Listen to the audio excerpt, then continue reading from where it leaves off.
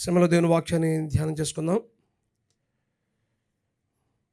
అపోస్తలుడైన పౌలు ఎఫెసీయులకు రాసిన పత్రిక 4వ అధ్యాయం 11వ వచనం నుంచి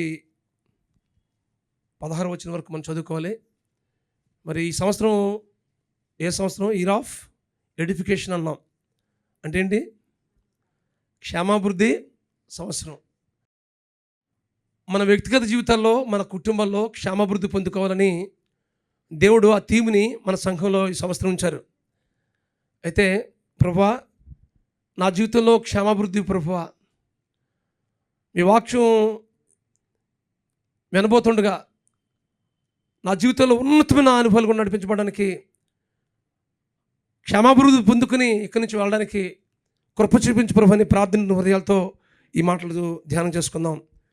అపోస్తలుడైన పౌలు ఎఫెసీయులకు రాసిన పత్రిక 4వ అధ్యాయం 11వ వచనం నుంచి 16వ వచనం వరకు చదువుకుందాం.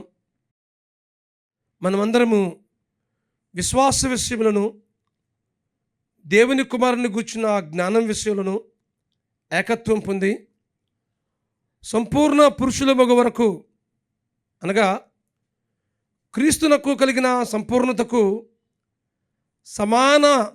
సమానమైన సంపూర్ణత గలవారు మగ వరకు ఆయన ఈలాగు నియమించెను. పరిశుద్ధులు సంపూర్ణులగునట్లు క్రీస్తు శరీరము క్షమాభివృద్ధి చెందుటకును, పరిచర్య ధర్మము జరుగుటకును ఆయన కొందరిని అపోస్తులను గాను, కొందరిని ప్రవక్తులను గాను, కొందరిని సువార్థికులను గాను, కొందరిని కాపరులను గాను, ఉపదేశకులను గాను నియమించను. అందువలన మనం ఇక మీదట పసిపిల్లలమై ఉండి మనుషుల మాయోపాయం చేత వంచనతోనూ, తప్పు మార్గమునకు లాగు కుయుక్తితోనూ, గాలికి కొట్టుకొని పోయినట్టు కల్పింపబడిన ప్రతి ఉపదేశమునకు ఇటు అటు కొట్టుకుని పోవచ్చు, అలల చేత ఎగరగొట్టబడిన వారమైనట్లు ఉండక,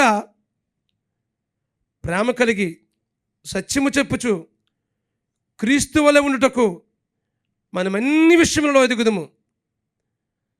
ఆయన శిరస్సై ఉన్నాడు. ఆయన నుండి సర్వ శరీరము చక్కగా అమర్చబడి తనలోనున్న ప్రతి అవయవము తన పరిమాణము చొప్పున పనిచేయుచుండగా ప్రతి కీలు వలన కలిగిన బలము చేత అతుకుబడి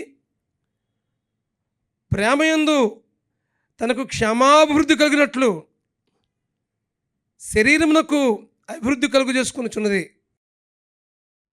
చదవబడిన ఈ లేఖన భాగం అపోస్తలుడైన పౌలు ఎఫెసు సంఘానికి ఎంతో భారంగా, ఆ సంఘం పట్ల, సంఘం క్షేమాభివృద్ధి పట్ల ఆకాంక్షించి ఈ పత్రికను చెరసాల నుండి రాస్తా ఉన్నాడు.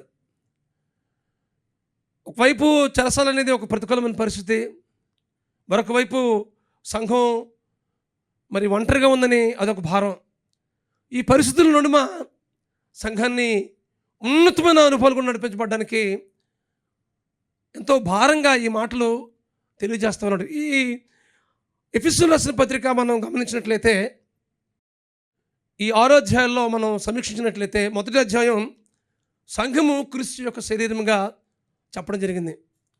మొదటి అధ్యాయంతో మనం చదివినప్పుడు సంఘము క్రీస్తు యొక్క శరీరంగా చెప్పడం జరిగింది. 2వ అధ్యాయం మనం గమనించినట్లయితే సంఘము క్రీస్తునకు నివాస స్థలముగా చెప్పబడింది. 2వ అధ్యాయంలో దేవునికి నివాస స్థలముగా మరి సంఘం చెప్పబడడం జరిగింది. 3వ అధ్యాయం మనం గమనించినట్లయితే సంఘము క్రీస్తునందు ఒక మర్మముగా చెప్పబడింది. క్రీస్తు మర్మము సంఘము అని చెప్పడం జరిగింది. 4వ అధ్యాయం మనం గమనించినట్లయితే ఒక సంపూర్ణ పురుషునితో పోల్చబడింది సంఘం. అలాగే 5వ అధ్యాయం మనం గమనించినట్లయితే క్రీస్తు యొక్క వధువు సంఘం అని చెప్పడం జరిగింది. సంఘము క్రీస్తు యొక్క వధువుని 5వ అధ్యాయంలో మనం గమనించగలం. 6వ అధ్యాయం మనం గమనించినట్లయితే సంఘము ఒక సైనికునితో పోల్చాడు. అంటే క్రీస్తు పక్షంగా పోరాడే సైన్యము అని 6వ అధ్యాయంలో మనం గమనించగలం.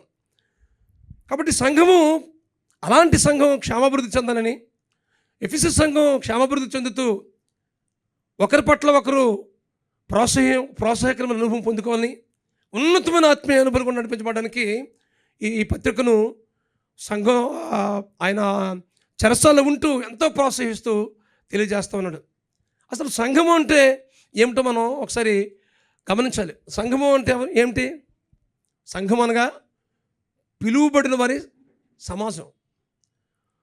ఎవరిని పిలుచుకున్నాడు ఆయన?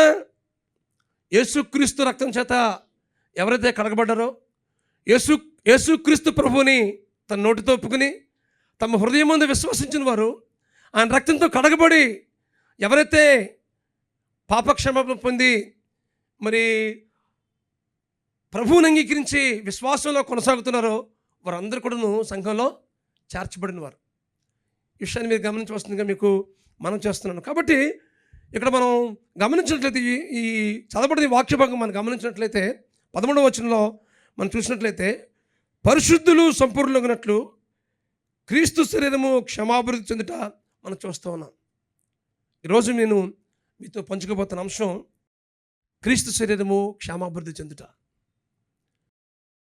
క్రీస్తు శరీరం అనగా సంఘం, సంఘము క్షమాభివృద్ధి చెందుట.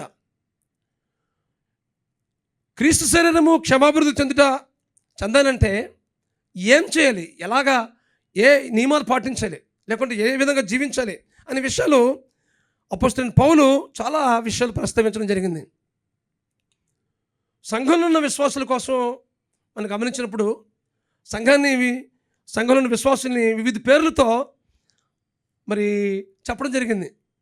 కొన్నిసార్లు క్రైస్తవులు అని సంఘాన్ని పిలవడం జరిగింది, విశ్వాసులని, అలాగే మరి సహోదరులని, ఏర్పరచబడిన వారిని, అలాగే పరిశుద్ధులని, ఈ విధంగా 5 రకాల పేర్లతో పిలవడం జరిగింది. విశ్వాసులు, సహోదరులు, క్రైస్తవులు, పిలువబడిన వారు, అలాగే ఏర్పరచబడిన వారు అని సంఘాన్ని కొన్నిసార్లు మన పత్రికలు గమనించినట్లయితే కనిపిస్తూ ఉంది.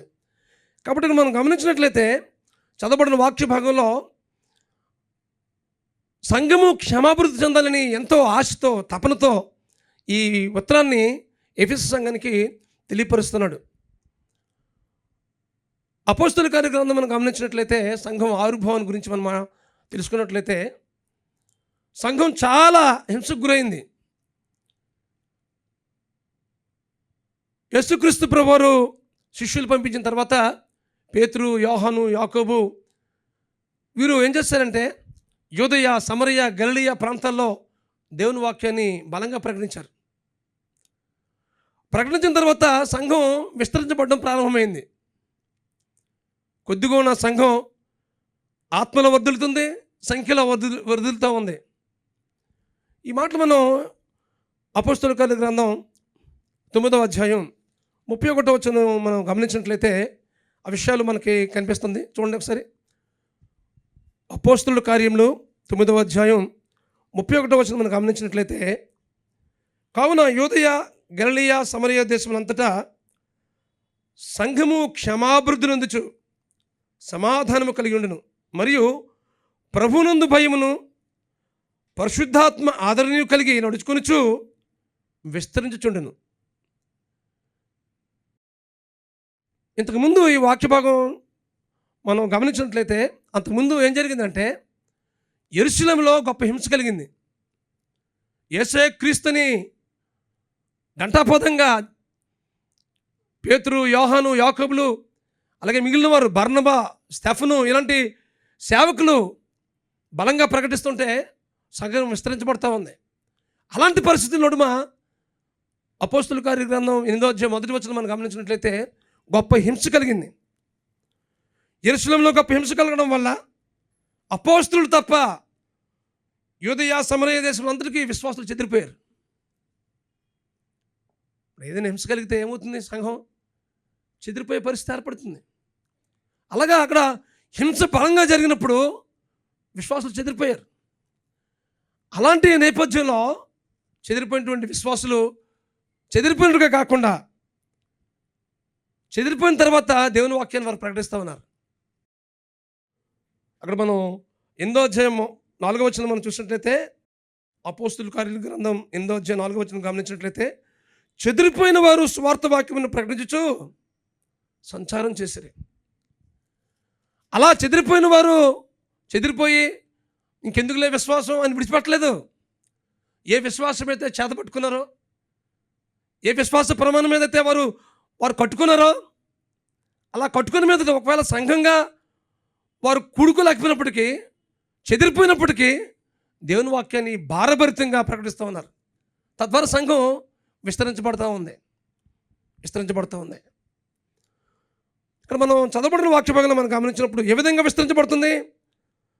సమాధానం కలిగి, ప్రభువునందు భయభక్తులు కలిగి, పరిశుద్ధాత్మ యొక్క ఆదరణ పొందుకుని అలా నడుస్తూ సంఘం విస్తరించబడుతూ ఉంది.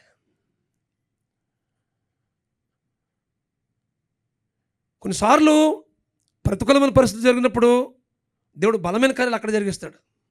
అలాగే జరిగింది అక్కడ. ఇలా హింసిస్తే క్రైస్తవ్యం తగ్గిపోతుంది అనుకుంటున్నారు. కానీ ఇంకా ప్రబలంగా దేవుని వాక్యం విస్తరించబడినట్లుగా ఆదిమ సంఘంలో మనం గమనించగలం. ఇదే తిమోతికి రాసిన మొదటి పత్రికలో ఇంకో మాటను జ్ఞాపకం చేయాలని ఆశపడుతున్నాను.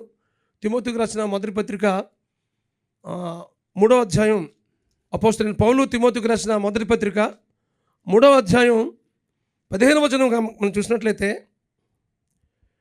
అయినను నేను ఆలస్యం చేసినట్లుగా దేవుని మందిరంలో అనగా జీవముగల దేవుని సంఘంలో జనులు ఎలాగూ ప్రవర్తింపవలనో అది నీకు తెలియవలని ఈ సంగతులు నీకు వ్రాయిచున్నాను. ఆ సంఘము సత్యమునకు స్తంభమును ఆధారమైనది. అసలు సంఘం అన్నప్పుడు సంఘానికి ఎవరు అధిపతి అంటే, ఎవరు అధికారి అంటే యేసుక్రీస్తు ప్రభువే. సంఘం ఎవరిదంటే దేవునిది.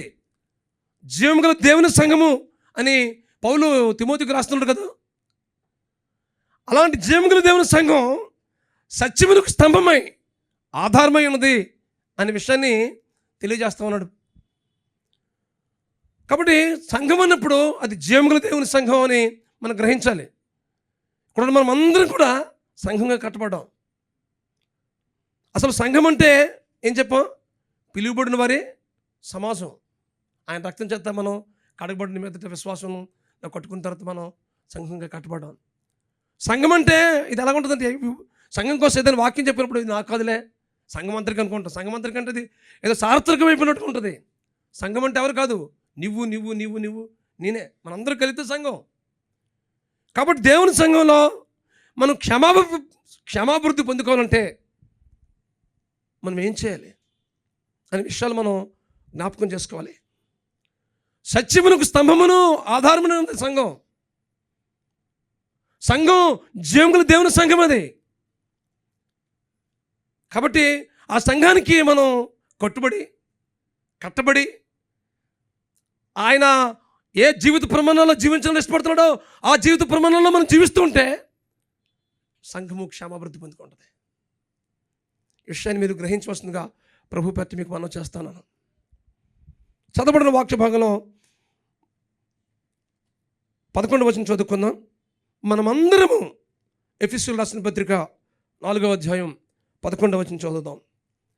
మనమందరము విశ్వాస విషయములను దేవుని కుమారుని గుర్చిన జ్ఞానం విషయములను ఏకత్వం పొంది సంపూర్ణ పురుషుల మగ వరకు అనగా క్రీస్తులకు కలిగిన సంపూర్ణతకు సమానమైన సంపూర్ణత గలవారి మగ వరకు ఆయన ఇలాగూ నియమించును.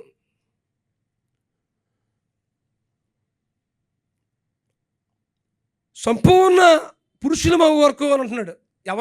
ఎవరితో పోలుస్తున్నాడు అక్కడ? క్రీస్తుతో పోలుస్తున్నాడు కదా. క్రీస్తుకు కలిగిన సంపూర్ణతకు సమానమైన సంపూర్ణత కలిగిన వారంగా ఉండాలి సంఘం. క్రీస్తు పరిపూర్ణుడు, మనం కూడా పరిపూర్ణులుగా ఉండాలి. అయితే ఎలాంటి పరిపూర్ణత కలిగి ఉండాలి? ఎలాంటి ఏకత్వం కలిగి ఉండాలి? విశ్వాస విషయంలో ఏకత్వం కలిగిన వారంగా ఉండాలి. అలాగే దేవుని గురించిన జ్ఞానం విషయంలో ఏకత్వం కలిగిన వారంగా ఉండాలి. ఈ లోక జ్ఞానం మనకు మించిన ఎవరు ఉండరు. ఈ లోక జ్ఞానం అంతా మనం తెలుసుకొని దేవుని జ్ఞానం ఉందా? దేవుని గురించిన జ్ఞానం మనం పొందుకుంటున్నామా? దేవుని ఎలాంటి వాడో, ఎలాంటి శక్తి గల, ఎలాంటి శక్తివంతమైన కార్యాలు చేయగల గొప్ప దేవుడో మనం గ్రహించగలుగుతున్నామా? అలాంటప్పుడు విశ్వాసంలో చాలా బలంగా ఉంటాం. ఈరోజు సంఘం బలహీనపడడానికి, విశ్వాసంలో బలహీనపడడానికి ప్రధానమైన కారణం ఏంటంటే దేవుని గురించిన జ్ఞానం లేకపోవడం వల్లే. విశ్వాసంలో అస్థిరంగా ఉండే పరిస్థితి కనిపిస్తూ ఉంది. కానీ ఏ సంఘం అయితే దేవుని గురించి జ్ఞానం పొందుకుంటుందో ఆ సంఘం చాలా బలమైన సంఘంగా ఉంటుంది, సత్యమునకు ఆధారంగా ఉంటుంది, సత్యమునకు స్తంభమై ఆధారంగా ఉంటుంది. విషయాన్ని మీరు గ్రహించవలసిందిగా ప్రభు పేట మీకు మనవి చేస్తాను. కాబట్టి దేవుని గురించి జ్ఞానాన్ని మనం పొందుకునే వలసిన వారమే ఉన్నాం. దేవుని గురించి జ్ఞానం విషయంలోనూ విశ్వాస విషయంలో ఏకత్వం పొందుకుంటూ క్రీస్తు కలిగిన సంపూర్ణతకు సమానమైన సంపూర్ణత గలవారమగు వరకు, అంటే దేవుని యొక్క స్వాభావిక లక్షణాలు మనం కలిగిన వారంగా ఉండాలి. ఆయన సంపూర్ణతలో సమానమైన సంపూర్ణత కలిగిన వారం ఎప్పుడు అవుతాం? కొన్ని స్వాభావిక లక్షణాలు, దేవుని లక్షణాలు మనం పొందుకోలేం, అది ఆయనకే చెందినవి. కానీ కొన్ని లక్షణాలు మనం పాటించగలం, వాటిని అనుసరించగలం. కొన్ని అనుసరించలేని ఉంటాయి, కొన్ని అనుసరించేవి ఉంటాయి. అప్పుడే మనం సంపూర్ణమవుతాం. ఉదాహరణకు మనం చూసినట్లయితే పరిశుద్ధత, అలాగే నీతి, సత్యము, ఇవన్నీ కూడా ఆయన లక్షణాలు. దీనుడిగా ఈ లోకానికి వచ్చాడు ఆయన. శిలువ మరణం పొందినంతగా విధేయత చూపించాడు, తను తాను రిక్తునిగా చేసుకుని ఈ లోకానికి వచ్చాడు. ఇవన్నీ కూడా ఆయన లక్షణం. అలాంటి లక్షణాలు సంఘం కలిగి ఉంటే ఆ సంఘం క్షేమాభివృద్ధి చెందుతూ ఉంటుంది. దేవుని నామానికి మహిమ కలుగును గాక. హల్లెలూయా. అంత మాత్రమే కాదు, సంఘము క్షేమాభివృద్ధి చెందాలంటే ఆయన స్వారూప్యంలోనికి దినదినం మార్చబడాలి. ఆయన స్వారూప్యంలోనికి ఎప్పుడైతే మార్చబడుతుందో క్రీస్తు కలిగిన సంపూర్ణతకు సమానమైన సంపూర్ణత మనం కలిగిన వారంగా ఉంటాం. ఆయన స్వారూప్య స్వభావ లక్షణాలు మనం ధరించుకున్నప్పుడు అప్పుడు నిన్ను చూడరు, నీలో ఉన్న క్రీస్తును చూస్తారు. మనం సువార్త ప్రకటించకుండానే ప్రకటించబడతాం. సువార్త 4 అయితే 5 అవుతుంది. అప్పుడు 5వ సువార్త మనమే. కాబట్టి అలాంటి ఉన్నతమైన అనుభవాలు కూడా మనం నడిపించబడాలంటే ఆయన స్వారూప్యంలో దినదినము మార్చబడుతూ ఉండాలి. ఆయన స్వారూప్యంలోకి మార్చబడడం అంటే ఒక్కరోజు అయిపోయే ప్రక్రియ కాదు, ఇది నిరంతరం జరగవలసిన ప్రక్రియ. కాబట్టి యేసుక్రీస్తు ప్రభువు యొక్క స్వారూప్య స్వభావాన్ని మనం కలిగిన వారంగా ఉండాలి. అలా జీవించాడు పౌలు. 1 కొరింథీయులకు రాసిన పత్రిక 11వ అధ్యాయం 1వ వచనంలో అంటాడు, నేను క్రీస్తుని పోలి నడుచుతున్న ప్రకారం నన్ను పోలి మీరు నడవండి అన్నారు.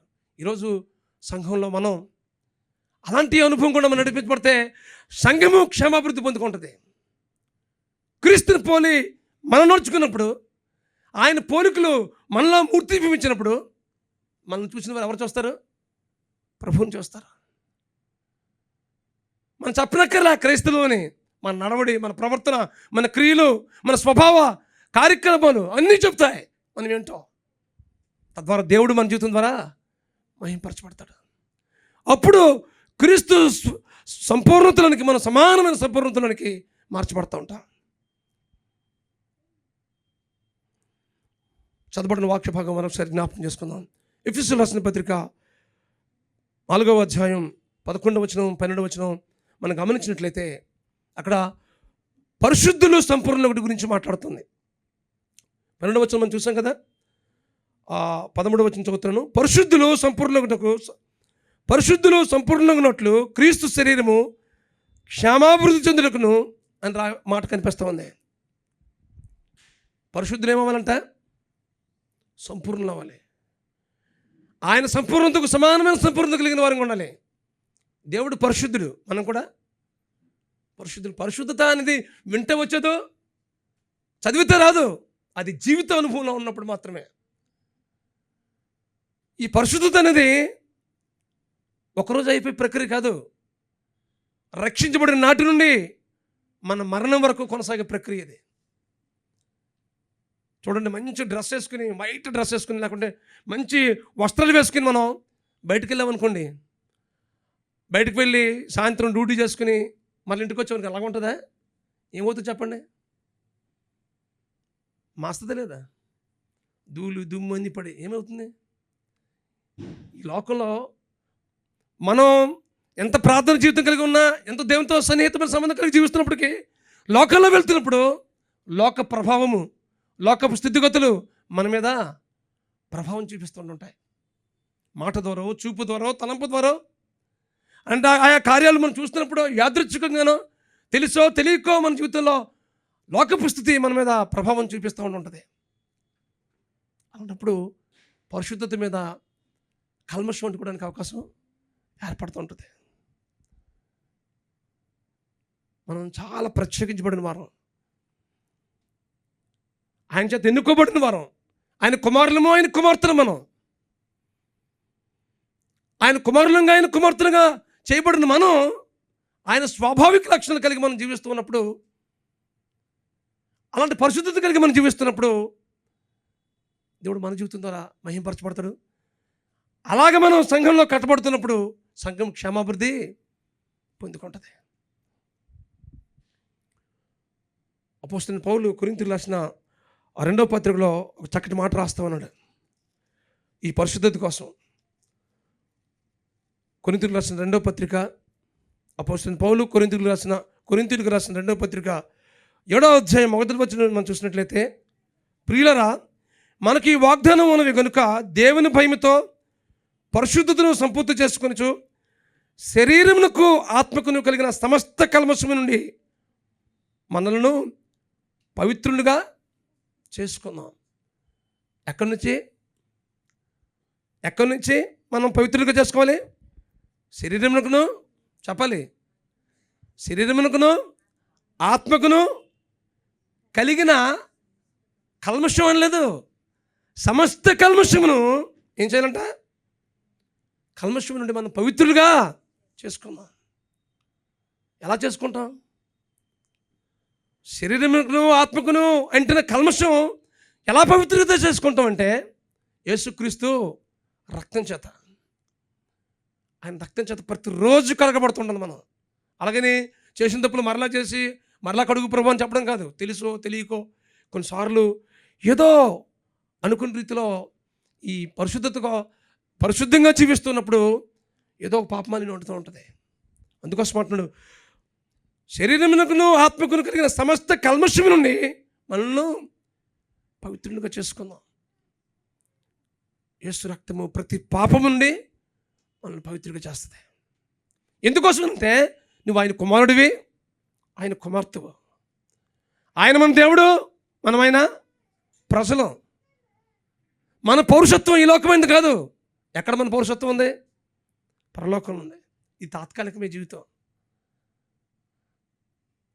ఈ జీవితంలో మనం ప్రణాళిక రచించుకుంటాం జీవితకాలం ఉండిపోయినట్టు, కానీ అది కొంతవరకే. కానీ జీవితకాలం శాశ్వత కాలం ఉండదంటే అక్కడ.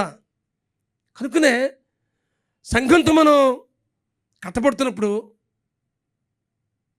దినదినము ప్రభువుకి సమీపంగా జీవిస్తూ ఆత్మకు శరీరానికి అంటుకున్న కల్మషాన్ని, సమస్త కల్మషాన్ని యేసు రక్తంలో పవిత్రపరచుకుంటూ మనం ముందు కొనసాగినప్పుడు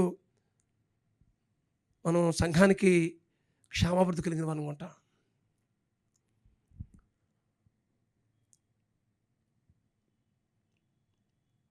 అక్కడ ఒక మాట కనిపిస్తుంది కదా, దేవుని భయం చేత పరిశుద్ధతను సంపూర్తి చేసుకొనొచ్చు అని అంటున్నాడు. సంపూర్తి చేసుకునే అనలే. ఏమంటున్నాడు పౌలు కొరింథీయులకు రాసిన పత్రికలో? దేవుని భయముతో పరిశుద్ధతను సంపూర్తి చేసుకొనొచ్చు. పరిశుద్ధత అనేది ఒకరోజు అయిపోయి ప్రక్రియ కాదు కదా.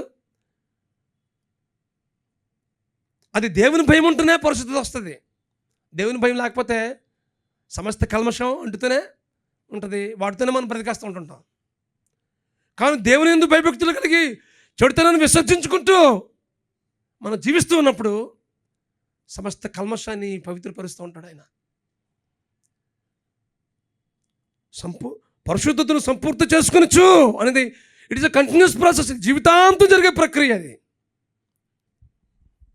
కాబట్టి జీవం గల దేవుని సంఘంలో చేర్చబడిన మనం, ఆయన కుమారులుగా ఆయన కుమార్తెలుగా ఎన్నిక చేయబడిన మనం, ఆయన పరిపూర్ణతలోనికి, సమానమైన పరిపూర్ణతలోనికి మనం వెళ్ళాలంటే ఆయన స్వారూప్య స్వభావ లక్షణాలు, ఆయన పరిశుద్ధతను మనం ధరించుకుని జీవిస్తున్నప్పుడు మన జీవితంలో ఉన్నతమైన అనుభవాలు గుండా నడిపించబడుతూ ఉంటాం.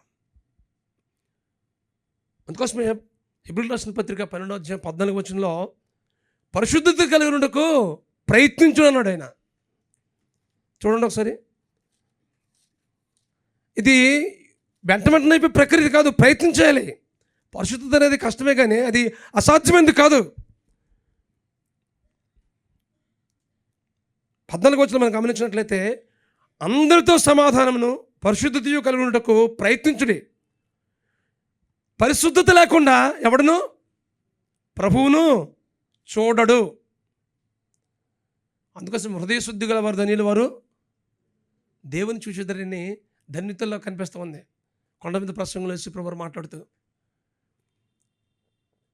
పరిశుద్ధత లేకుండా చూడలేము. మనం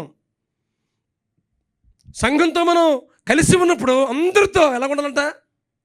సమాధానకరమైన స్థితి కలిగి ఉండాలి. సమాధానం, ఇంట్లో సమాధానంగా ఉండాలి, అలాగే సంఘంలో కూడా సమాధానం కలిగిన వారంగా ఉండాలి. కొంతమంది ఇంట్లో చూస్తున్నట్లయితే అసలు మాట్లాడుకోరు, గోడల వైపు కిటికీల వైపు చూసి మాట్లాడుకుంటూ ఉంటారు. అక్కడ ఎలాగుంటుంది చెప్పండి పరిశుద్ధత? అక్కడ ప్రేమ ఎలాగుంటుంది చెప్పండి? సమాధానకరమైన స్థితి కలిగి మనం మన కుటుంబాల్లో జీవిస్తున్నప్పుడు సంఘంలో కూడా మనం సమాధానకరమైన పరిస్థితి కనిపిస్తూ ఉంటుంది. అందరితో సమాధానమును పరిశుద్ధతయు కలిగినట్టుకు ఏం చేయాలన్నమాట? ఏం చేయాలి? ఏం రాయబడుతున్నారు చదవండి. ప్రయత్నించేయడం అంటాడు. ప్రయత్నించేయాలి మనం. కొన్నిసార్లు సమాధానం పడడం అంటే ఒక ఏదైనా ఒక విషయంలో వ్యతిరేకమైన భావన ఏర్పడినప్పుడు, లేకుంటే ఒక వ్యతిరేకమైన పరిస్థితి వచ్చినప్పుడు సమాధానం పడడం అంటే అంత ఈజీ కాదు. మన ఇగో వస్తుంది అప్పుడు అడ్డుగా. ఏంటి నేను సమాధానం పడాలా? ఆయనకి లేని సమాధానం నాకెందుకు? కొన్నిసార్లు మన ఇగో వస్తుంది అనమాట. ఆయన బిడ్డలంగా మన యుగం ఉండడానికి ఎంత మాత్రం ఏం లేదు. అహాన్ని మనం చంపివేయాలి. యేసుక్రీస్తు కేంద్రిత కుటుంబాలుగా మన జీవితాలుగా మనం కట్టుకున్నట్లయితే అహం ఉండదు, సమాధానం ఉంటుంది. కాబట్టి ఈ సమాధానం కానీ పరిశుద్ధత కానీ అందరితో కలిసి ఉన్నప్పుడు అలా ప్రయత్నం చేయాలి. ప్రయత్నం చేసినప్పుడు మాత్రమే వాటిని పొందుకోవడం జరుగుతుంది. ఈ విషయాన్ని మీరు గ్రహించవలసిందిగా ప్రభు పట్ల మనం చేస్తా ఉన్నాను. అందుకోసమే సులువుగా చిక్కులు పెట్టు పాపం నుండి విడిచిపెట్టి యేసు వైపు చూచొచ్చు మన ముందున్న పందెంలో ఓపికతో పరిగెత్తుమని అక్కడ హెబ్రీయులకు రాసిన పత్రిక 12వ అధ్యాయం 1వ వచనం నుంచి మనం చూసినట్లయితే కనిపిస్తూ ఉంటుంది. సులువుగా చిక్కులు పెట్టు పాపం. అసలు క్రైస్తవుడు అన్నవాడు ఎవరైనా, విశ్వాసులైన వారు ఎవరైనా పాపం కోసం పరిగెట్టడు. పాపాన్ని చేయాలని వాళ్ళు ఉరకలు వేయడు. పాపం అయిన దగ్గరికి వస్తుంది. ఈ లోకస్తులందరూ పరిగెడతారు పాపం కోసం. శోధన మన దగ్గరికి వస్తుంది కానీ శోధన దగ్గరికి మనం వెళ్ళాం. అలాంటి సమయంలో జయించిన వరకు ఉండాలి. యోసేపు కూడా ఒక శోధన వచ్చింది, భయంకరమైన శోధన. ఐగుప్తు దాసత్వంలో బానిసగా ఉన్నప్పుడు ప్రభుతో అత్యంత సన్నిహితంగా జీవిస్తూ ఉన్నాడు. దేవుని తోడు కలిగి బ్రతుకుతూ ఉన్నాడు.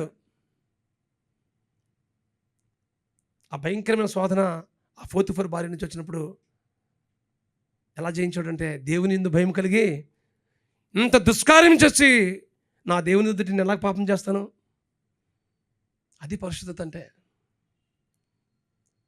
అదే శోధన దావీదుకు వచ్చింది. ఈయన బానిసగా ఉన్న స్థితిలో నుంచి ఆ శోధన వచ్చినప్పుడు జయించి పారిపోయాడు. అదే శోధన జయించాడు, ఆ స్థితి నుంచి పారిపోయాడు. దావీదు ఉన్నతమైనటువంటి రాజుగా ఉన్న పరిస్థితుల నుంచి దిగజార పరిస్థితికి వెళ్ళిపోయాడు. శోధన దగ్గరికి వెళ్ళిపోయాడు, శోధనలో పడిపోయాడు.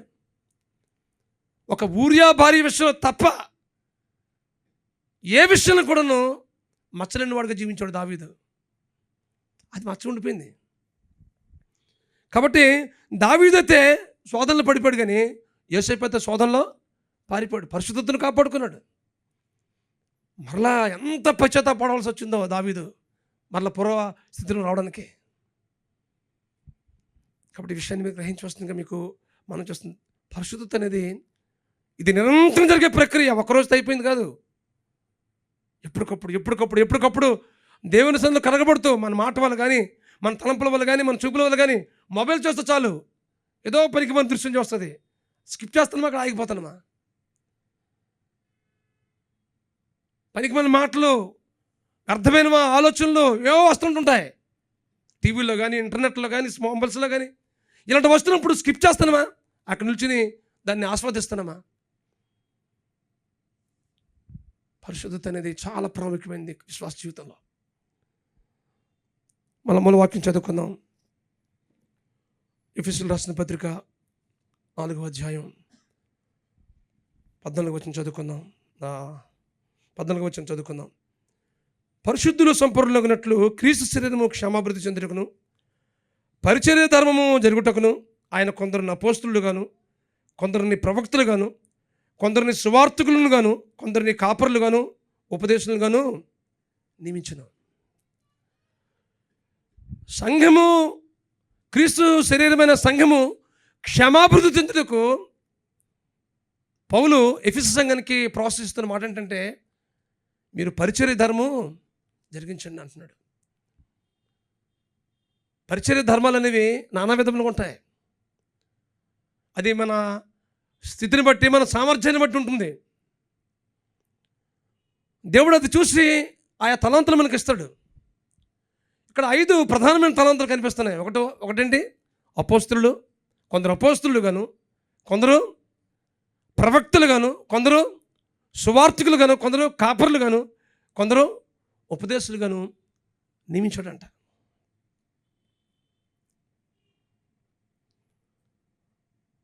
మరి సంఘంలో ఉన్న మనకు దేవుడు ఏ తాళంత ఇచ్చాడు, ఏ పరిచర్య ధర్మం మనకి ఇచ్చాడు? ఈ 5 ఒకవేళ అపోస్తులు కాకపోవచ్చు, మనం ప్రవక్తలు కాకపోవచ్చు, సువార్తికులకు మనం చేయలేమా దేవుని పరిచర్యను? అపోస్తులు అంటే నేను జస్ట్ అసలు అపోస్తులు ఎవరు ఏంటని కొద్ది జస్ట్ మేము వివరిస్తాను. అపోస్తులు ఎవరంటే, అపోస్తల్లో అనే పదం నుంచి, గ్రీక్ పదం నుంచి అపోస్తుల పదం వచ్చింది.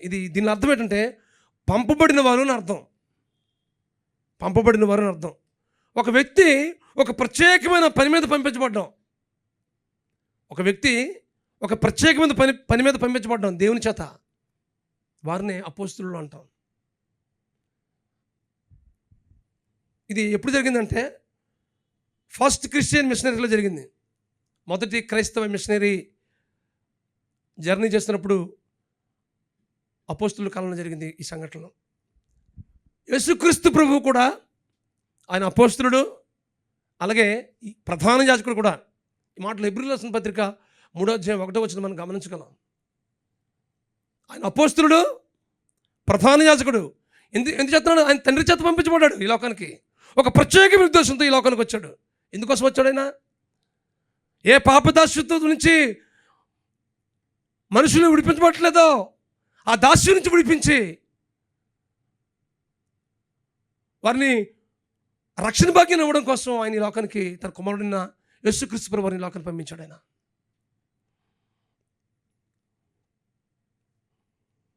అపరాధముల చేత, పాపముల చేత చైతన్య స్థితిలో ఉన్న వారిని విడిపించడం కోసం, రక్షించడం కోసం, వారి జీవితంలో విమోచన కార్యం జరిగించడం కోసం యేసుక్రీస్తు ప్రభువు వారిని ఈ లోకానికి పంపించాడు తండ్రి. తండ్రి చేత పంపించబడ్డాడు యేసు ప్రభువు. అందుకోసం ఆయన అపోస్తులుడు, ఆయన ప్రధాన యాజకుడు కూడా. ఈ విషయాన్ని మీరు గ్రహించి వస్తే మీకు మనం చేస్తాను. అపోస్తుల్లో మనం చూసినట్లయితే 12 మంది అపోస్తులు, 12 మంది శిష్యులు కూడా అపోస్తులే.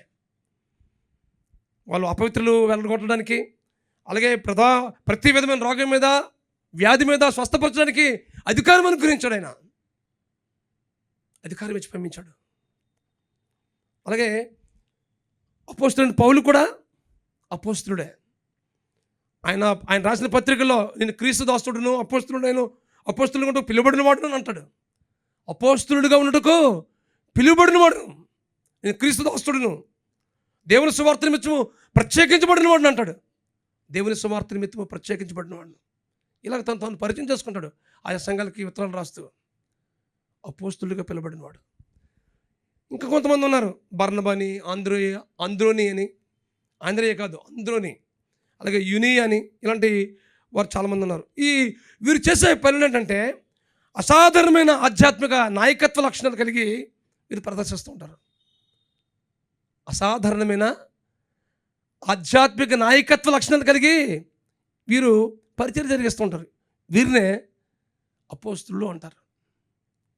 ఇది వీరి పరిచర్య. సాధారణమైన కార్యాలు చేయరు, అసాధారణమైన నాయకత్వ లక్షణాలు కలిగి వారు పరిచర్య జరిగిస్తారు. ఇకపోతే 2 ప్రవక్తలు. ప్రవక్తలు ఎవరునంటే మన పాత నిబంధనలో చాలామంది ప్రవక్తలు కనిపిస్తారు. పెద్ద ప్రవక్తలు, చిన్న ప్రవక్తలు కనిపిస్తారు. యెషయా, అలాగే యెహెజ్కేలు, అలాగే ఇర్మియా, వీళ్ళందరూ కూడా పెద్ద పెద్ద ప్రవక్తలు ఉంటాం. అలాగే మీకా, మలాకి, యోనా, ఇలాంటి చిన్న చిన్న ప్రవక్తలు. ఇలాగా మనం ప్రవక్తలు అనగానే పాత నిబంధనలో చాలామంది కనిపిస్తూ ఉంటుంటారు. ఈ ప్రవక్తలు ఎవరంటే పరిశుద్ధాత్మ నుండి ప్రత్యక్ష ప్రేరణ పొంది సంఘంలో మాట్లాడే వారిని ప్రవక్తలు అంటారు. ఎవరు? పరిశుద్ధాత్మ నుండి ప్రత్యక్ష ప్రేరణ పొంది సంఘంలో మాట్లాడే వారిని ప్రవక్తలు అంటారు. ఒక్కొక్కసారి వీరు భవిష్యత్తు గురించి ప్రవచించే వారు కూడా ఉంటారు. భవిష్యత్తులో జరగబోయే విషయాలు, రాబోయే కాలంలో ఎలాంటి సంఘటనలు జరగబోతున్నాయో వాటి గురించి ప్రవచిస్తారు వీళ్ళు. కనుక వీరు ప్రవక్తలు అన్నారు. అంత మాత్రమే కాదు, కానీ వీళ్ళు సంఘం యొక్క ఆధ్యాత్మిక జీవితం గురించి, దాని పవిత్రత మీదే వీరు ఎక్కువగా శ్రద్ధ చూపిస్తూ ఉంటుంటారు. ఈ కొత్త నిబంధనలో మనం చూసినట్లయితే ప్రవక్తలు, మనం ముఖ్యంగా చూసినట్లయితే ఆదర్శవంతమైన ప్రవక్తలు అపోస్తలులు, యేసుక్రీస్తు ప్రభువే. యేసుక్రీస్తు ప్రభువు కూడా ప్రవక్తే. అలాగే ఆయన అపోస్తలులు కూడా ఉన్నారు. అపోస్తలులు కూడా ఆదర్శవంతమైన ప్రవక్తలే. ఇకపోతే ఇలాంటి పరిచయం మనకు ఉందా? అపోస్తల పరిచర్య ఉంది, అలాగే ప్రవక్తల పరిచర్య ఉంది. ఇవన్నీ కూడా సంఘ పరిచర్యలు. ఇవి పరిచర్య ధర్మం జరిగించే పరిస్థితి కనిపిస్తుంది. ఈ పరిచర్య ధర్మం జరిగించి సంఘాన్ని క్షమాభివృద్ధి చెందాలి అని తపన పౌలుది. అందుకోసమే ఉత్తరాన్ని ఎఫెసు సంఘం తెలియజేస్తున్నాడు. కొందరు అపోస్తలులు గాను, కొందరు ప్రవక్తలు గాను, మరి కొందరు సువార్థికులు గాను. సువార్థికులు అంటే ఎవరు? సువార్త చేసే పని ఏంటి? రక్షణ లేని వారికి సువార్తను ప్రకటించడం. రక్షణ లేని వారికి యేసుక్రీస్తు ప్రభుని, ఆయన దేవుడని, ఆయన ద్వారా మాత్రమే రక్షణ ఉందని, ఆయనే మార్గము, సత్యము, జీవమైనడని ప్రకటించడం.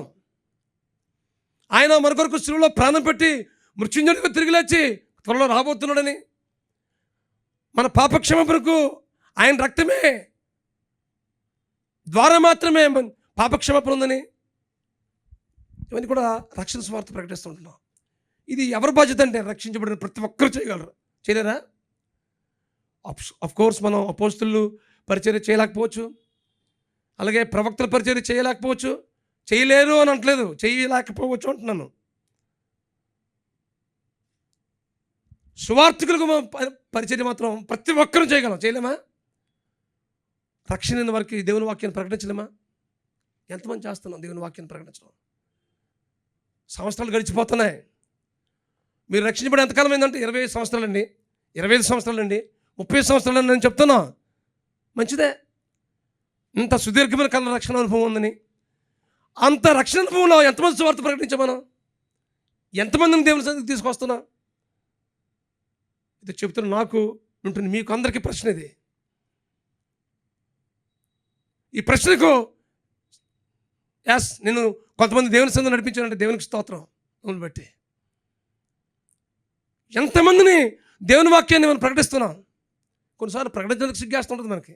ఇక్కడ ఏం చెప్పకూడదురా, దేవుని వాక్యం చెప్పకూడదు, మంచిది కాదు ఇక్కడ అని అంటుంటారు కొంతమంది. ఆ నామం బట్టే మనం అతిశయించాలి. ఏ నామం బట్టి? యేసుక్రీస్తు నామం బట్టే. అపోస్తలుడు కూడా చాలా ధైర్యంగా వాక్యం ప్రకటించారు. ఈ నామమునే రక్షణ కానీ మరి ఏ నామమున రక్షణ లేదని కంఠాపదంగా మరి ఎలాంటి పరిస్థితులు ఎదురవుతున్నప్పటికీ దేవుని వాక్యాన్ని ప్రకటించారు. ఈరోజు స్వార్థ ప్రకటిస్తున్న భయం. కొన్నిసార్లు ప్రకటించే పరిస్థితి ఉంటే చెప్పొచ్చు, ప్రకటించలేని పరిస్థితి వస్తే మన జీవితమే ఒక సువార్తగా ఉండాలి. సువార్త 4 అయితే 5వ సువార్త మనంగా ఉండాలి.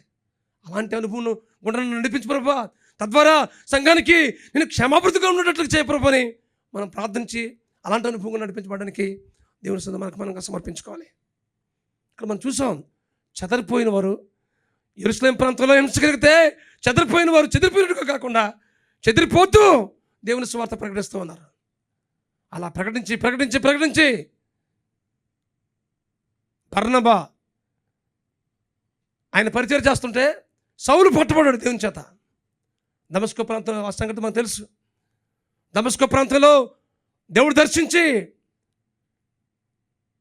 దేవుడు అనుకున్నాడు దేవుని సేవకుడిగా, తన జీవితాన్ని పరిపూర్ణంగా సమర్పించాడు. ఆలన సమయంలో మరి సౌలు కూడా వస్తుంటుంటే బర్నబా చాలా ప్రోత్సహించాడు. అపోస్తలుల దగ్గరికి తీసుకొచ్చాడు. వద్దొద్దు, ఈయన మంచోడు కాదు, చాలామంది నిందించాడు అయినా అని చెప్పేసి అపోస్తలులందరూ ఆటంకపరిచారు. కాదు, ఈయన చాలా మార్పు చెందాడు, దేవుని కొరకు రాబోయే కాలంలో ఇంకా బలమైన కార్యాలు ఈయన ద్వారా జరిగిస్తాడని చెప్పేసి సౌలుని ప్రోత్సహించింది. ఆ సౌలే పౌలుగా మారి దేవుని సంఘానికి ఎంతో ఆశ్చర్యకరంగా మారినట్లుగా మనం చూస్తాం. అలాంటి సౌలు బర్నబా కలిసి 11వ అధ్యాయం దగ్గరికి వచ్చేసరికి అంత్యోక్య సంఘంలో సువార్తను 1 సంవత్సరం పాటు కలిసి ప్రకటించారు. ఎవరు? సౌలు బర్నబా కలిసి. 1 సంవత్సరం అంతా సంఘంలో వాక్యం ప్రకటించి వాళ్ళ విశ్వాసంలో బలపరిచి అంత్యోక్యలో మొట్టమొదటిసారిగా క్రైస్తవులుగా శిష్యులు పిలబడ్డారు. దేవునామానికి స్తోత్రం కలుగును గాక. హల్లెలూయా. ఫిలిప్పు కూడా దేవుని వాక్యాన్ని ప్రకటించాడు. ఎంతోమంది సంఘంలో చేర్చబడినట్టుగా మనం చూస్తూ ఉన్నాం. కాబట్టి సువార్త పరిచర్య అనేది ఇది నాకు కాదు అనుకోకూడదు. రక్షించబడ్డామా? నేను రక్షించబడినంటే రక్షించబడిన ప్రతి ఒక్కరికి ఆ పరిచర్య ధర్మం జరిగించింది. ఎందుకోసమనంటే అది గొప్ప ఆజ్ఞ. మీరు సర్వలోకంలోకి వెళ్ళి సర్వ సృష్టికి సువార్త ప్రకటించాడని యేసుక్రీస్తు వారు గొప్ప ఆజ్ఞగా ప్రకటించాడు. ఆయన తండ్రి యొక్కయో కుమారుని యొక్కయో పరిశుద్ధాత్మ యొక్క నామంలోనికి అనేక మందిని బాప్తిస్మం ఇవ్వండి, అనేక మందిని శిష్యులుగా చేయండి అని చెప్పేసి మరి గొప్ప ఆజ్ఞగా ప్రకటించినట్లుగా మనం చూస్తున్నాం.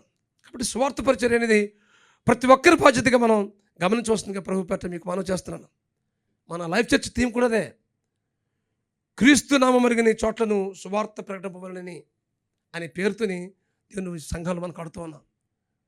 ఈ మాటలో రోమీయులకు రాసిన పత్రిక 15వ అధ్యాయం 20-21 మనం చూసినట్లయితే దేవుని నామము ఎరగని చోట్ల సువార్త ప్రకటింపబడని 168 సంఘాలు దేవుని సంఘం కట్టడం జరిగింది. రాబోయే దినాల్లో అనేక సంఘాలు కట్టడాలని ఆశ ఉంది. ఆ నడిపింపు కోసం, అలాంటి పరిస్థితుల కోసం మనం సంఘంగా మనం కలిసి ప్రార్థించవలసిన అవసరం అంతా ఉంది. ఆ తర్వాత 4వ పరిచర్య ఏంటంటే కాపర్లు. ఈ కాపర్లు ఎవరంటే స్థానిక సంఘాన్ని పర్యవేక్షిస్తూ దాని ఆధ్యాత్మికత అవసరతల కోసం తీర్చేవారే కాపర్లు. స్థానిక సంఘాన్ని పర్యవేక్షిస్తూ వారి ఆధ్యాత్మిక అవసరాలు తీరుస్తూ వారు ఎంతగానో ప్రోత్సహించి బలపరిచేవారే కాపర్లు. అలాగే ఉపదేశకులు మనం చూసినట్లయితే క్రీస్తు శరీర క్షమాభివృద్ధి కోసం దేవుని వాక్యాన్ని స్పష్టంగా వివరించి ప్రకటించిన వారు, అలాంటి ప్రత్యేకమైన వరం కలిగిన వారే ఉపదేశకులు. అర్థమైంది కదా? క్రీస్తు శరీర క్షమాభివృద్ధి కోసం దేవుని వాక్యాన్ని స్పష్టంగా వివరించి ప్రకటించే కృపావరం కలిగిన వారే ఉపదేశకులు. కాబట్టి ఈ 5 పరిచర్యలు ఏ పరిచయం మనం చేయగలం? ఏదో ఒక పరిచర్య చేయాలి మనం. అలాంటి పరిచర్య ధర్మాన్ని జరిగించి సంఘానికి గోప్రభ నా వంతు క్షమాభివృద్ధి చెందేటట్లుగా చేయప్రభని మనం ప్రార్థన చేయాలి. ఏ పరిచర్య చేయగలం? అపోస్తుల పరిచర్య చేయగలమా? ప్రవక్తల పరిచర్య చేయగలమా? సువార్తికుల పరిచర్య చేయగలమా?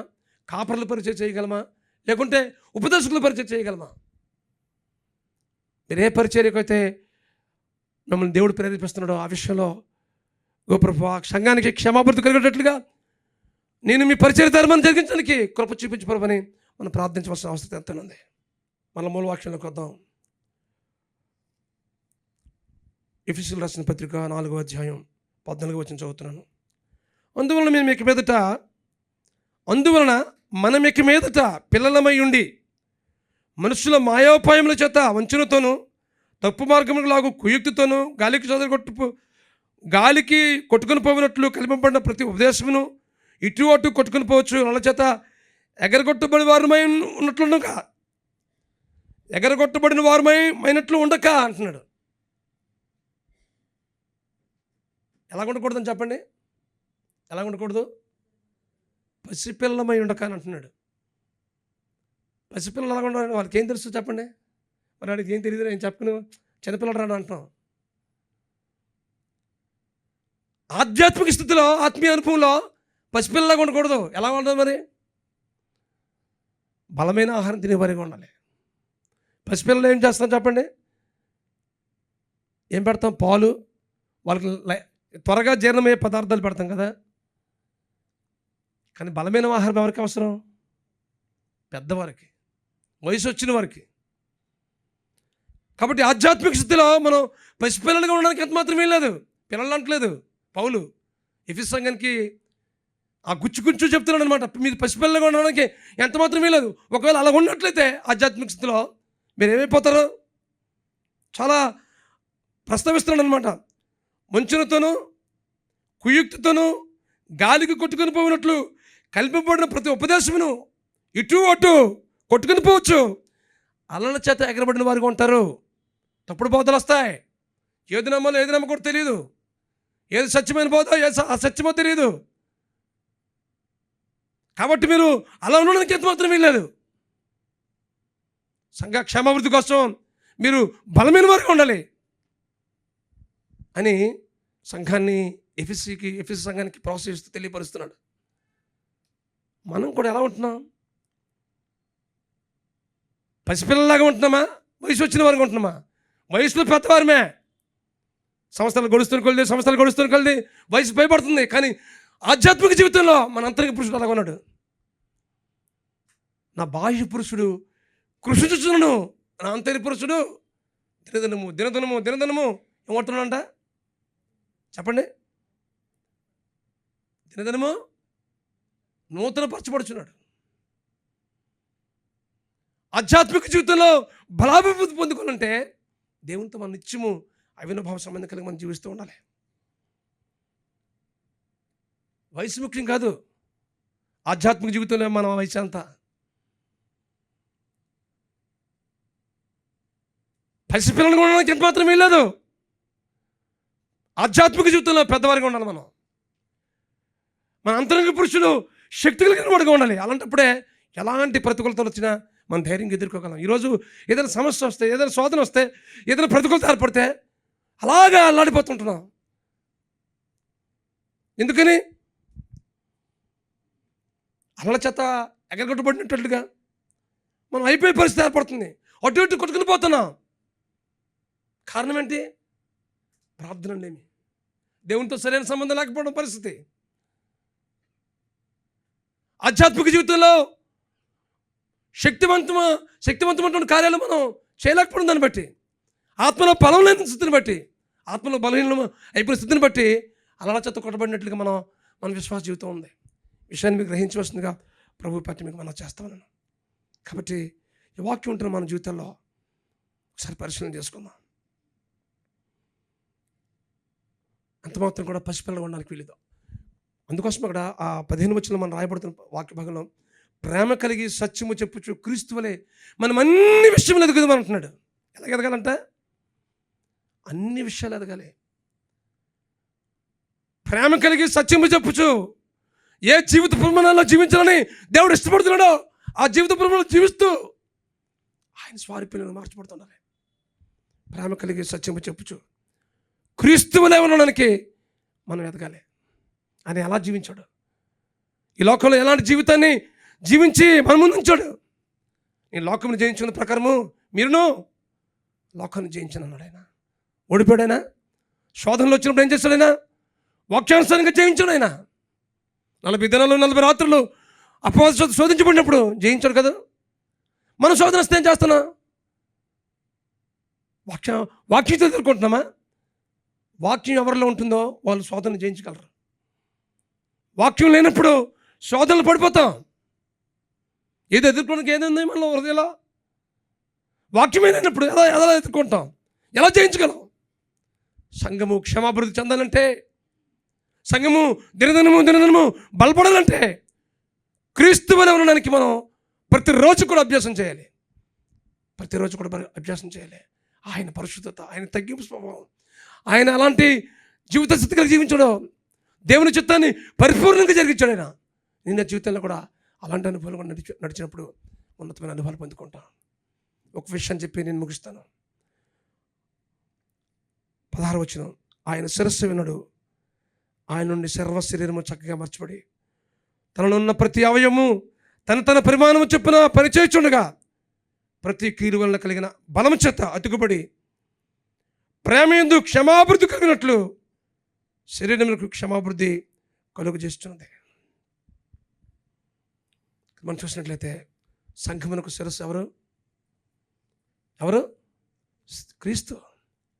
ఆయన శిరస్సు అయితే మనం అందరం ఎవరమే? బాడీలో అన్నిటికన్నా అవయవాలన్నింటిలో ప్రధానమైనది ఏంటి? శిరస్సే కదా. మనకి ఎక్కడి నుంచి వస్తాయి అన్నీ? ఏంటిది ఏముంటుందని సాంకేతికాలు అంటాం. లేకుంటే సూచనలు కానీ ఎక్కడి నుంచి వస్తున్నాయి? బ్రెయిన్ నుంచే కదా, హెడ్ నుంచే కదా. ఏ పని చేయాలన్నా, ఏం మాట్లాడాలన్నా, ఏం చెప్పాలన్నా, ఏం చేయాలన్నా బ్రెయినే, హెడ్. ఆ హెడ్ నుంచి వచ్చిన కమాండింగ్స్, ఆజ్ఞలు ఏదైతే ఉంటాయో ఇవన్నీ కూడా ఈ అవయవాలన్నీ ఏం చేస్తాయి? కళ్ళు, ముక్కు, చెవులు, నోరు అన్నీ కూడా ఏం చేస్తాయి? ప్రతి అవయవం కూడా పనిచేస్తుంది. ఇవన్నీ కూడా, ఈ అవయవాలన్నీ కూడాను దేవుడు అమర్చినవే. ఈ అవయవాలు ఎవరంటే మనమే. క్రీస్తు సంఘమునకు శిరస్సు అయితే ఆ అవయవాలు మనందరం కూడా. అయితే ఈ అవయవాలు వాటి పరిమాణం చొప్పున పని చేసి ఉండాలి. కళ్ళు చేసే పని ముక్కు చేయదు, ముక్కు చేసే పని నోరు చేయదు, నోరు చేసే పని చేతులు చేయవు. ఏ అవయవం పని ఆ అవయవం ఉందే. అలాగే మనకి ఇవ్వబడిన కృపావరాలు ఉంటాయి. ఎవరి కృపావరం వాళ్ళది, ఎవరి పరిచర్య వాళ్ళది. ఆ పరిచర్య చేస్తూ సంఘానికి క్షేమాభివృద్ధి కలిగిన వారంగా ఉండాలి. ఆ పరిచర్య ఎలా ఉండాలంటే సంఘానికి క్షేమాన్ని కలిగించేటట్లుగా ఉండాలి. సంఘం అభివృద్ధి చెందేటట్లుగా ఉండాలి. అలా ఉన్నప్పుడు సంఘం నానాటికి విస్తరించబడుతుంది. సంఖ్యలో, ఆత్మలో బలపరచబడుతుంది. సంఘాన్ని నడిపిస్తున్న కాపరి దేవుని వాక్యాన్ని బోధిస్తున్నప్పుడు సంఘంలో ఉన్న విశ్వాసులు ఏం చేయాలి? సంఘంలో కాపరిని మరి కాపరి ఏం చేస్తారంటే వాక్యాన్ని బోధిస్తుంటే సంఘంలో ఉన్న విశ్వాసులు బలపడాలి. గొర్రెలకు నేను మంచి కాపరి అన్నాడు కదా యేసుప్రభువు వారు. గొర్రెలు ఏం చేస్తాయంటే బాగా ఆహారం తిని బలపడి పిల్లలు కంటాయి కదా. కాపరి కంటాడా, గొర్రెలు కంటాయి? చెప్పండి, సమాధానం చెప్పాలి నాకు. గొర్రెలు కంటాయా, కాపరి కంటాడా? గొర్రెలు కంటాయి. బలమైన ఆహారం తిని తిని తిని తిని మన బలం చెందుతున్నాం కానీ కంటున్నామా? ఈరోజు దేవుడు సంఘంతో మాట్లాడుతున్నాడు. బలపడుతున్నాం, దేవుని వాక్యం విని విని విని విని బలపడుతున్నాం కానీ పరిస్థితి కనిపించట్లేదు. అప్పుడు ఎలాగ సంఘం క్షేమాభివృద్ధి చెందుతుంది? మనం ఆత్మలు కనేవరంగా ఉన్నప్పుడు సంఘము విస్తరిస్తుంది. ఆనాడు అపోస్తలుల కార్యాల గ్రంథాలు మనం చూసినట్లయితే సంఘం నానాటికి సంఖ్య విస్తరించబడింది. విషయాన్ని మీరు గమనించవలసిందిగా ప్రభు పేట మీకు మనం చేస్తాను. కాబట్టి ఇక్కడ కృపావరాలు చాలా ఉంటాయి. ఒక అధికారి ఒకరికి 5 తలాంతులు ఇచ్చాడు, ఒకరికి 2 తలాంతులు ఇచ్చాడు, ఒకరికి 1 తలాంతు ఇచ్చాడు కదండి. అందరికి 5 తలాంతులు ఇచ్చవచ్చు కదా. ఎందుకు 5 తలాంతులు? కొంతమందికి 5 తలాంతులు ఇచ్చాడు, కొంతమందికి 2 తలాంతులు ఇచ్చాడు, ఇంకొకరికి 1 తలాంతు ఇచ్చారు. వాళ్ళ సామర్థ్యాన్ని బట్టి దేవుడు మనకున్న సామర్థ్యాన్ని బట్టి దేవుడు మనకి ఆయా తలాంతులు, ఆయా కృపవరాలు ఇస్తాడు. అది ఎందుకోసం అంటే సంఘము క్షేమాభివృద్ధి చెందడం కోసం. మనకు తెలుసు మన సామర్థ్యం అంటే దేవునికి తెలుసు, మనం ఏం చేయగలమో దేవునికి తెలుసు. అవి ఇస్తాడు దేవుడు మనకి. అయితే అవి ఇస్తున్న వాటిని దేవుని సంఘం క్షేమాభివృద్ధి కోసం వాడబడుతున్నామా? లేకపోతే తలాంతులు, ఒక తలంతు ఇచ్చినప్పుడు ఏం చేశాడంటే దాచేశాడంట. చెడ్డదాసుడు అని ఆయన పిలవడం జరిగింది కదా. 2 తలంతులు సంపాదించాడు, 2 తలంతులు సంపాదించాడు. 5 తలంతులు సంపాదించాడు, మరింత 5 తలంతులు సంపాదించాడు. 1 తలంతు ఉన్నవాడు ఏం చేశాడంటే దాచేశాడంట. అలా ఉండడానికి ఎంత మాత్రం లేదు. దేవుడు మనకిచ్చిన సామర్థ్యం చెప్పిన, మన పరిమాణం చెప్పిన మనం పని జరిగించి మన బలమైన వారంగా ఉండాలి. అసలు సంఘంలో 4 రకాల వ్యక్తులు కనిపిస్తూ ఉంటుంటారు సంఘంలో. ఒకటి ఎవరంటే వర్కర్స్, పరిచర్య చేసేవారు, పని చేసేవారు. 2 వాచర్స్, పని చూసేవారు. ఎవరు? పని చూసేవారు. 3 వండర్స్, అంటే పనిని ఆశ్చర్యపోయేవారు. 4వది ఏంటంటే వండరర్స్, అంటే పనిని పట్టి పట్టుగా ఉన్నవారు. అంటే ఈ పని నాది కాదులే అని చెప్పి అనుకున్న వాళ్ళు. ఇలాంటి వాళ్ళు సంఘంలో ఉంటారు. ఏం చెప్పండి. మొట్టమొదటి వాళ్ళు ఎవరు? వర్కర్స్. వర్కర్స్ అంటే పరిచర్య చేసేవారు, పని చేసేవారు. సంఘంలో పరిచర్య చేసిన వారు కావాలి. సంఘ క్షేమాభివృద్ధికి పాటుపడేవారు కావాలి. సంఘము ఆత్మలో సంఖ్యలో వర్ధిల్లేటట్లు కావాలి. అన్ని తలాంతులు ఉంటాయి, దేవుడు ఇస్తాడు, కానీ వాడబడరు, పని చేయరు వాళ్ళు. మనకి ఎందుకులే అని అనుకుంటుంటారు. పని చేయరు వాళ్ళు ఏం చేస్తారంట? వాచర్స్ మాత్రమే మిగిలిపోతారు. వాచర్స్ అంటే ఏంటి? చూస్తుంటారు, ఏం జరుగుతుంది సంఘంలో, ఇది జరుగుతుందా అది చూస్తారంతే. అంటున్నట్టు చూస్తారంతే, చూసుకుని అలా ఉంటారంతే. అన్ని విషయాలను తెలుసుకుంటారు, కానీ చూస్తారంతే. చూస్తూ అలా ఊరుకుంటారు ఇంత వాళ్ళు. ఇలాంటి వాళ్ళు ఉంటారు సంఘంలో. 3వరు ఎవరు? వండర్స్. ఏదైనా పని చేస్తే సంఘం బాగా పనిచేసింది అనుకో, చాలా బాగా చేశారండి, వెరీ గుడ్ అని ఎప్రిషియేట్ చేస్తారు. మంచిది, ఎప్రిషియేట్ చేయడమే. వీళ్ళు ఎప్రిషియేట్ చేసే పనే. వాళ్ళు ఎప్రిషియేట్ అప్పుడు అవుతారు, వాళ్ళు ఎప్రిషియేట్ అవరు. అందరు పొగుడుతుంటారు వీళ్ళు. అందరు పొగటం వరకు ఉండిపోతారు వీళ్ళు. ఇంకోళ్ళు ఎవరు? వండరర్స్. అంటే ఎవరు వీళ్ళు? పనిని పట్టినట్టుగా ఉంటారు, పనిని పట్టనట్టుగా ఉంటారు వీళ్ళు. పట్టనట్టుగా అంటే ఏంటి? నాది కాదులే, జరగలే, నాకేంటిది, నాకు సంబంధం ఏంటి, నాది కాదులే అని అంటుకుంటారు అనమాట. సంఘంలో ఉంటారు, సంఘం వెలుపులు ఉండడం వారు ఉంటారు, సంఘం లోపల వారే. ఏమి పట్టించుకోరాళ్ళు, సంఘంతో కలవరు, సంఘ సమావేశం రారు,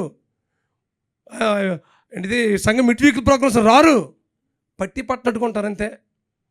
టైం ఉంటే వస్తారు, లేకపోతే రారు అంతే. ఇదా సంఘం అంటే? ఇప్పుడు క్షేమాభివృద్ధి చెందుతుంది సంఘం. మనం వాచర్స్గా ఉండడానికి వీల్లేదు. ఎప్పుడు ఏం జరుగుతుందా అని చూడడం కాదు. అలాగే పనిని ఇలా చెప్తున్నా అలా చెప్పడం వారు కాదు. పట్టకుండా వారు ఉండడానికి వీల్లేదు. ఎలా ఉండాలి? మనం సంఘంలో పనిచేసేవారుగా ఉండాలి. దేవునామానికి స్తోత్రం కలుగుగాక. హల్లెలూయా, హల్లెలూయా. సంఘంలో ఏదైనా జరిగితే ఏం జరుగుతుందో మనం తెలుసుకుని ఎవరైతే సహాయం ఉన్నారో సహాయపడేటట్టుగా ఉండాలి. మన సంఘం అలాంటి అనుభవం ఉంది. దేవునామానికి స్తోత్రం కలుగుగాక. హల్లెలూయా. ఎవరికి ఏదైనా జరిగితే సహాయపడడం, వారి అవస్థలతో తెలుసుకోవడం, మనమంతు సహాయాన్ని మనం అందించడం. ఏం జరిగితే మనకు ఎందుకులే? సంఘంకి ఏదైనా చేయికి బాధ కలిగితే శరీరంతో బాధ కలదా? కంటికి బాధ కలిగితే శరీరం బాధపడదా? ఏ అవయవము బాధపడినా శరీరం అంతా బాధపడుతుంది. మరి సంఘానికి ఏది బాధ? ఎందుకంటే సంఘం ఎవరిది? జీవం గల దేవునిది. ఆయన హెడ్. మరి హెడ్ మాట మనం వినాలి కదా. ఈ చేయికి జరిగినప్పుడు నాకు చేయి జరగలే అనుకుని వదిలేస్తామా? దానికి ఏం చేస్తాం? మందు వేసి కట్టుకట్టి ఏదేదో ప్రయత్నం చేస్తాం. సంఘంలో ఏదైనా జరిగితే పట్టుకుంటున్నావా? లేకుంటే ఏదైనా సహాయపడుతున్నావా? దయచేసి విషయాన్ని మీకు గమనించవలసింది మీకు మనం చేస్తున్నాను. దేవుడు మనకు కొన్ని తలాంతులు ఇస్తే ఎవరినో చూసి కాంపిటీషన్ వద్దు మనకి. దేవుడు ఆ తలాంతుని బట్టి దేవునికి స్తుతించాలి. No competition. పోటీతత్వం ఎక్కువైపోయింది ఈరోజు సంఘంలో. వారంత అంటే వీరంత అన్నట్టుగా. No competition, no comparison. ఇతరులతో మనం పోల్చడానికి వీల్లేదు. వాళ్ళు ఇది వీళ్ళు ఇది అన్నట్టుగా ఉండడానికి ఎంత మాత్రం వీళ్ళు. No comparison, no competition, but cooperation. సహకారంగా ఉండాలి. కంపేర్ చేయకూడదు, కాంపిటీషన్ ఉండకూడదు, కానీ ఓన్లీ కోఆపరేషన్ ఉండాలి. ప్రతి విషయంలో సహకారం ఉండాలి. అలాంటప్పుడే సంఘం క్షేమాభివృద్ధి చెందుతుంది. విషయాన్ని మీకు గమనించి వస్తుంది, మీకు మనం చేస్తుంది. ఒక్కొక్కరికి విభజించి ఇచ్చాడు. రోమీయులకు రాసిన పత్రిక 12వ అధ్యాయం 3-8 చూసినట్లయితే అక్కడ ఒక్కొక్కరికి విభజించి ఇచ్చాడు అనమాట. ఆయా తలాంతులు, ఆయా కృపవరాలు. ఎవరి సామర్థ్యం చెప్పినా, ఎవరి పరిమాణం చెప్పినా దేవుడు ఆయా తలాంతులు ఇస్తున్నప్పుడు ఆ తలాంతులు దాచకూడదు. ఒక తలాంతు ఇచ్చి దాచాడు కదా, అలా ఉండడానికి ఎంత మాత్రం లేదు. వాటిని ఉపయోగించుకుని సంఘ క్షేమాభివృద్ధి కోసం మనం పాటుపడినప్పుడు సంఘం బలపరచబడుతుంది, విస్తరించబడుతుంది, సంఘం ఆశీర్వదించబడుతుంది, దేవుని నామం మహిమపరచబడుతుంది. విషయాన్ని గ్రహించవలసిందిగా ప్రభు పేట మీకు మనం చేస్తున్నాను. ఒక చివరి మాటను మీ గురించి ముగిస్తున్నాను. ఎఫెసీయులకు రాసిన పత్రిక 4వ అధ్యాయం 16 చూసినట్లయితే ప్రేమయందు క్షేమాభివృద్ధి చెందుట. ఎలాగా? ఈ విషయంలో ప్రేమయందు క్షేమాభివృద్ధి చెందుట. ఇది చాలా చాలా అవసరం. ఈరోజు ప్రేమ చల్లారిపోతుంది కుటుంబాల్లో. ఎక్కడ చూసినా ప్రేమ లేదు. దేవుని సంఘంలో ప్రధానంగా ఉండవలసినటువంటి విషయం ఏంటంటే ప్రేమ. ప్రేమ అంటే దోషాలన్నీ కప్పుతుంది. ప్రేమ మత్సరపడదు, అది ఉప్పొంగదు, అమర్యాదగా నడవదు. 1 కొరింథీయులకు రాసిన పత్రిక 13వ అధ్యాయం 1వ వచనం నుంచి 13వ వచనం చూసినట్లయితే ప్రేమ యొక్క ఔన్నత్యం, లక్షణాలు, ప్రేమ యొక్క శాశ్వతత్వం గురించి కనిపిస్తూ ఉంటుంది. ఈ ఎఫెసీయులకు రాసిన పత్రిక 4వ అధ్యాయం 3వ వచనంలో కూడా కనిపిస్తుంది కదా. ప్రేమతో ఒకరిని కూడా సహించచ్చు అన్నమాట కనిపిస్తుంది. చూడండి, ప్రేమతో ఒకరిని కూడా సహించచ్చు, మీలో పిలువబడిన పిలుపునకు తగినట్లుగా దీర్ఘశాంతంతో కూడిన సంపూర్ణ వినయంతోనూ సాత్వికంతోనూ నడుచుకున్న వాళ్ళని ప్రభువుని బట్టి ఖైదీనని నేను ప్రతిపలుకుంటున్నాను. ఎంత భారం కలిగి ఆ ప్రోత్సాహాన్ని ఆ సంఘానికి ప్రోత్సహిస్తున్నాడు పౌలు. ప్రేమతో ఒకరిని కూడా సహించాలి, అప్పుడే సంఘం క్షేమాభివృద్ధి చెందుతుంది. ఈరోజు సహనాలు లేవు, అంతా విప్లవాలే. సహనం కోల్పోయే పరిస్థితులు ఎదురవుతున్నాయి. ఒక మాట అంటే వెంటనే తట్టుకోను, ఏంటి అంటావు నాకు, ఇంత రివర్సే. ఇది సహనం. ప్రేమ దీర్ఘకాలము, చెప్పడానికి బాగుంటుంది, వినడానికి బాగుంటాయి, ఆచరించడం మాత్రం చాలా కష్టమైపోతుంది. కాబట్టి సంఘం క్షేమాభివృద్ధి చెందాలంటే ఒకరిని కూడా సహించాలి. సంఘంలో అందరూ ఒకలాగా ఉంటారా? చెప్పండి, ఒకలాగా ఉంటారు. ఒక ఇంట్లోనే ఒకలాగా ఉంటారు. అందరూ ఒకటి కాదు, ఎవరికి వారే ప్రత్యేకమైన వారు కదా, దేవుని చేత ప్రత్యేకించబడిన వారు. వారందరిని మనం సహించాలి, ప్రేమించాలి, ఆదరించాలి, ప్రోత్సహించాలి.